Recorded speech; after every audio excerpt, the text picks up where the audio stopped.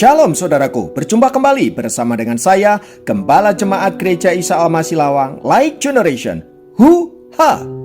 dalam program Sapa Jemaat di Rumah. Tetap semangat, tetap berpengharapan, dan harus selalu yakin menjadi pemenang-pemenang di dalam Tuhan kita, Yesus Kristus. Firman Tuhan kali ini terambil dari Ibrani 13 ayat yang ke-6.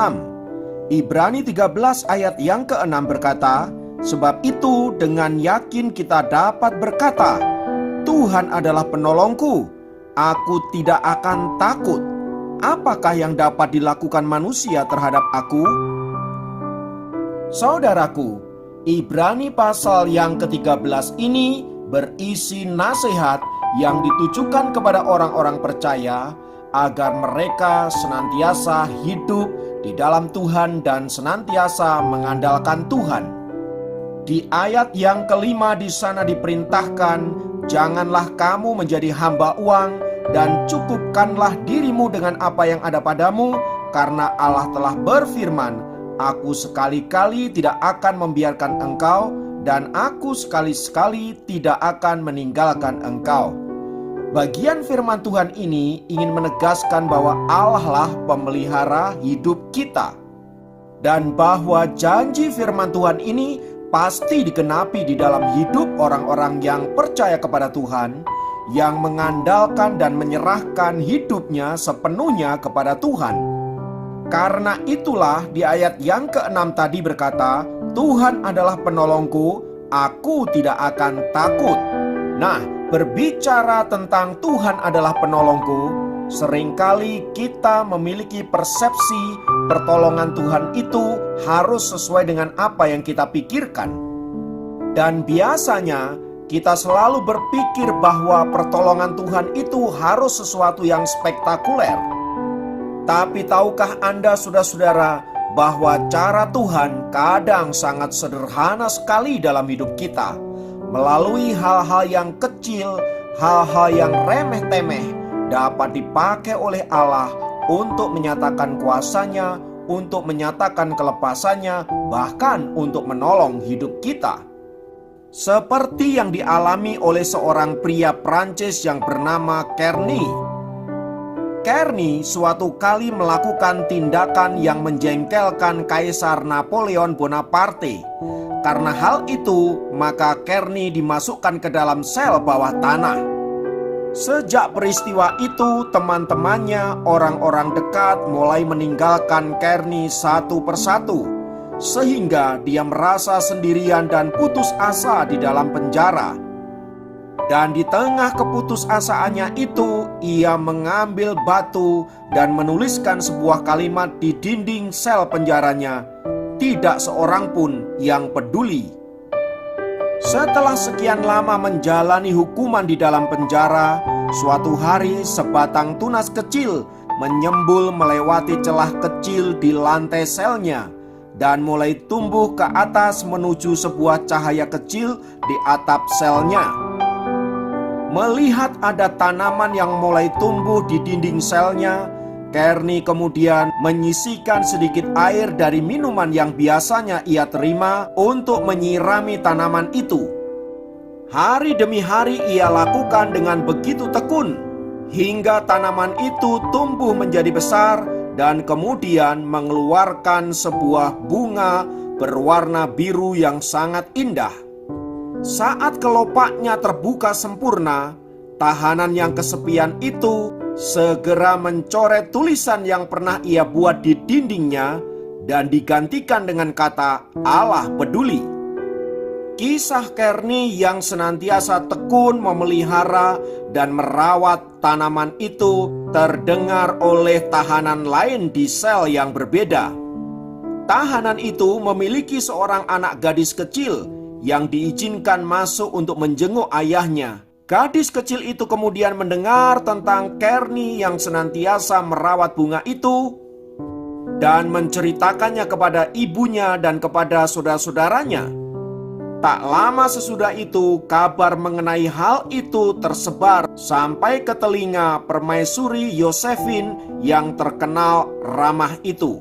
Istri Kaisar Bonaparte itu berkomentar, Orang yang begitu telaten dan penuh kasih memelihara bunga tidak mungkin orang yang jahat. Lalu ia membujuk sang kaisar untuk membebaskan Kerni. Akhirnya hati sang kaisar pun luluh oleh bujukan sang permaisuri dan Kerni dibebaskan. Lewat tanaman yang tumbuh di sel dindingnya itu, Kerni belajar satu hal, bahwa Allah yang ia percayai adalah Allah yang peduli. Saudaraku, kisah di atas ingin mengajarkan kita bahwa pertolongan Tuhan seringkali terjadi lewat hal-hal yang kecil dan sederhana. Tinggal bagaimana kita memiliki kemampuan untuk melihat bahwa hal-hal yang kecil itu sedang dipakai oleh Allah untuk menjadi alat pertolongan bagi kita.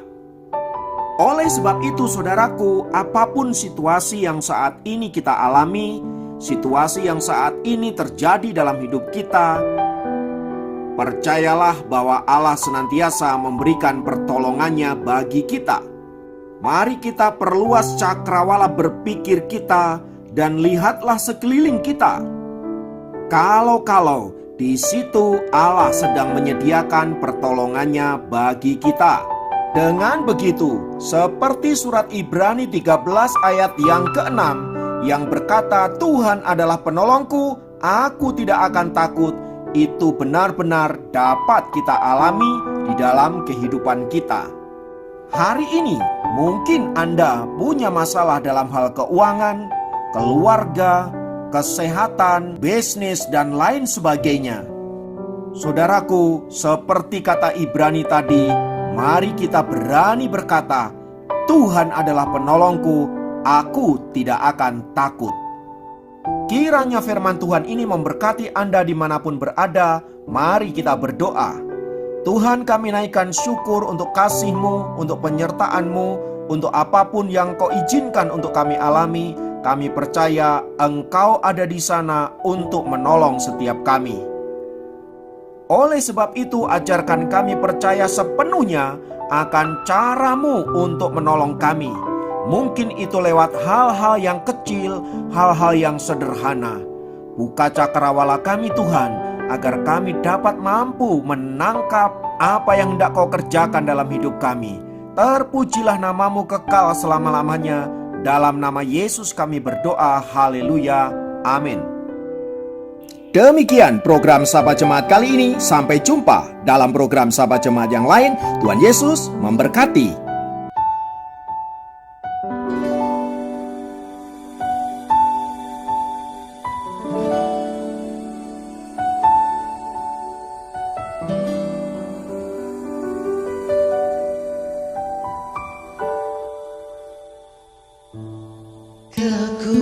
Kekuatan di hidupku, ku dapat dalam Yesus. Dia tak pernah tinggalkanku, setia menopangku. Berseru, berharap dalam Yesus. Ajaib Kau Tuhan, penuh kuasa, sanggup pulihkan keadaanku. Dalam tangan-Mu seluruh hidupku tak akan goyah selamanya.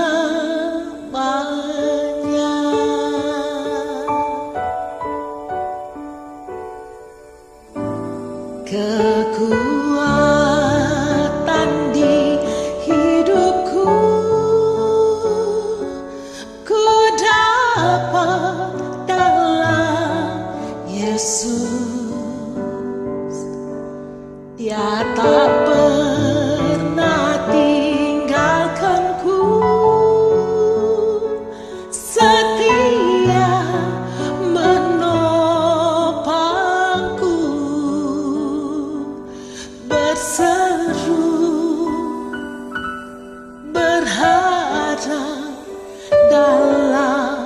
Yesus.